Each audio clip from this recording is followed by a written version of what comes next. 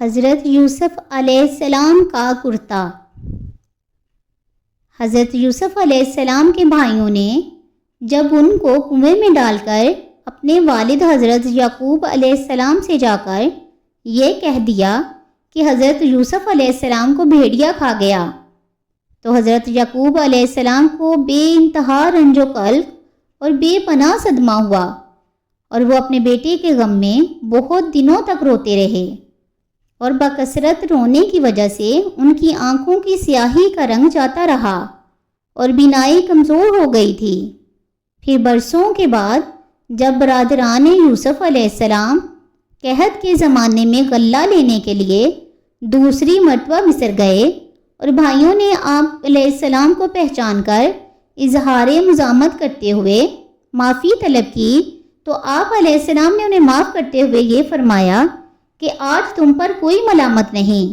اللہ تعالیٰ تمہیں معاف فرما دے، وہ ارحم الراحمین ہے۔ جب آپ نے اپنے بھائیوں سے اپنے والد ماجد حضرت یعقوب علیہ السلام کا حال پوچھا اور بھائیوں نے بتایا کہ وہ تو آپ کی جدائی میں روتے روتے ہی بہت نڈھال ہو گئے ہیں اور ان کی بینائی بھی بہت کمزور ہو گئی ہے۔ بھائیوں کی زبانی والد ماجد کا حال سن کر حضرت یوسف علیہ السلام بہت ہی رنجیدہ اور غمگین ہو گئے۔ پھر آپ علیہ السلام نے اپنے بھائیوں سے فرمایا، ترجمہ: تم لوگ میرا یہ کرتا لے جاؤ اور اس کو میرے والد کے منہ پر ڈال دو تو ان کی آنکھیں کھل جائیں گی، اور اپنے سب گھر والوں کو میرے پاس لے آؤ۔ سورہ یوسف رکوع نمبر 10۔ چنانچہ برادران یوسف علیہ السلام اس کرتے کو لے کر مصر سے کنعان کو روانہ ہوئے۔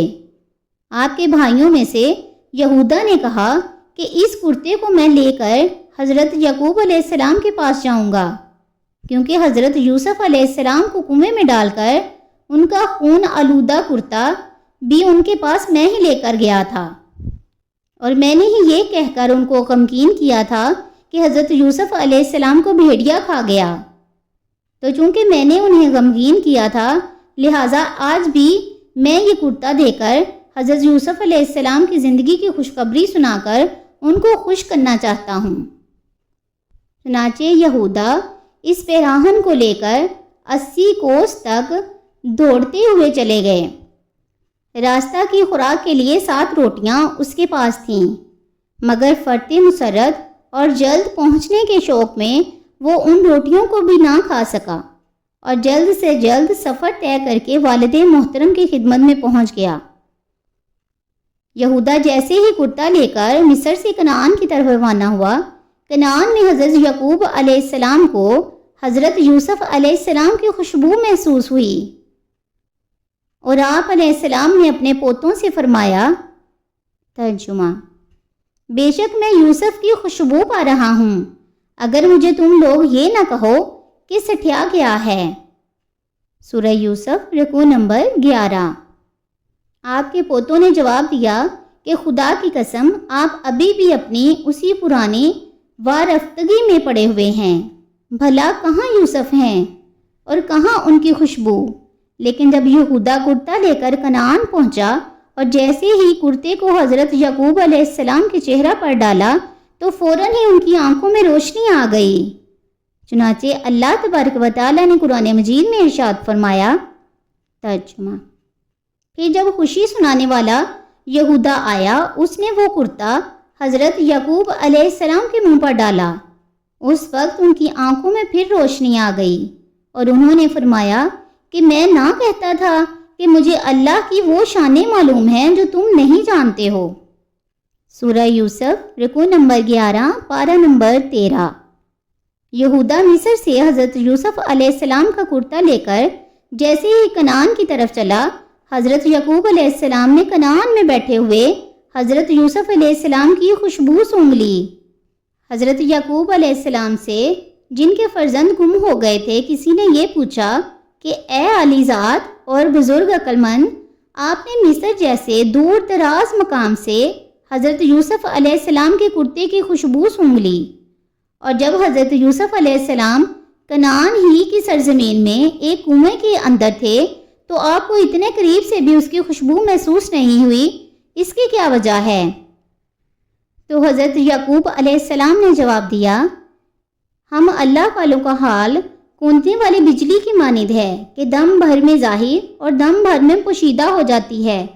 کبھی تو ہم لوگوں پر اللہ تعالیٰ کی صفات نورانیہ کی تجلی ہوتی ہے تو ہم لوگ آسمانوں پر جا بیٹھتے ہیں اور ساری کائنات ہمارے پیش نظر ہو جاتی ہے، اور کبھی جب ہم پر استغراق کی کیفیت طاری ہوتی ہے تو ہم لوگ خدا کی ذات و صفات میں ایسے گم ہو جاتے ہیں کہ تمام ماسوا اللہ سے بے نیاز ہو جاتے ہیں، یہاں تک کہ ہم اپنے پشت پا کو بھی نہیں دیکھ پاتے۔ یہی وجہ ہے کہ مصر سے تو پیراہن یوسف کو ہم نے سونگھ کر اس کی خوشبو محسوس کر لی، کیونکہ اس وقت ہم پر کشفی کیفیت طاری تھی، مگر کنعان کے کنویں میں سے ہم کو حضرت یوسف علیہ السلام کی خوشبو اس لیے محسوس نہ ہو سکی کہ اس وقت ہم پر استغراقی کیفیت کا غلبہ تھا، اور ہمارا یہ حال تھا۔ درس ہدایت، اس پورے واقعے سے خاص طور پر 2 سبق ملتے ہیں۔ نمبر 1 یہ کہ اللہ والوں کے لباس اور کپڑوں میں بھی بڑی برکت اور کرامت موجود ہوتی ہے، لہٰذا بزرگوں کے لباس و پوشاک کو تبرک بنا کر رکھنا اور ان سے برکت و شفا حاصل کرنا اور ان کو اللہ تبارک و تعالیٰ کی بارگاہ میں وسیلہ بنا کر دعا مانگنا، یہ مقبولیت اور حصول سعادت کا ایک بہت بڑا ذریعہ ہے۔ اللہ والوں کا حال ہر وقت اور ہمیشہ یکساں ہی نہیں رہتا، بلکہ کبھی تو ان پر اللہ تبارک و تعالیٰ کی تجلیات کے نور سے ایسا حال طاری ہوتا ہے کہ اس وقت وہ سارے عالم کے ذرے ذرے کو دیکھنے لگتے ہیں، اور کبھی وہ اللہ تبارک و تعالیٰ کی تجلیات میں اس طرح گم ہو جاتے ہیں کہ تجلیوں کے مشاہدے میں فنا ہو کر سارے عالم سے بے توجہ ہو جاتے ہیں۔ اس وقت ان پر ایسی کیفیت طاری ہو جاتی ہے کہ ان کو کچھ بھی نظر نہیں آتا، یہاں تک کہ وہ اپنا نام تک بھول جاتے ہیں۔ تصوف کی یہ 2 کشفی اور استغراقی کیفیات ایسی ہوتی ہیں جن کو ہر شخص نہیں سمجھ سکتا، بلکہ ان پر کیفیات طاری ہوتی رہتی ہیں، اور اس حال اور کیفیت کا طاری ہونا اس بات پر موقوف ہے کہ ذکر و فکر اور مراقبہ کے ساتھ ساتھ شیخ کامل کی باطنی توجہ سے دل کی صفائی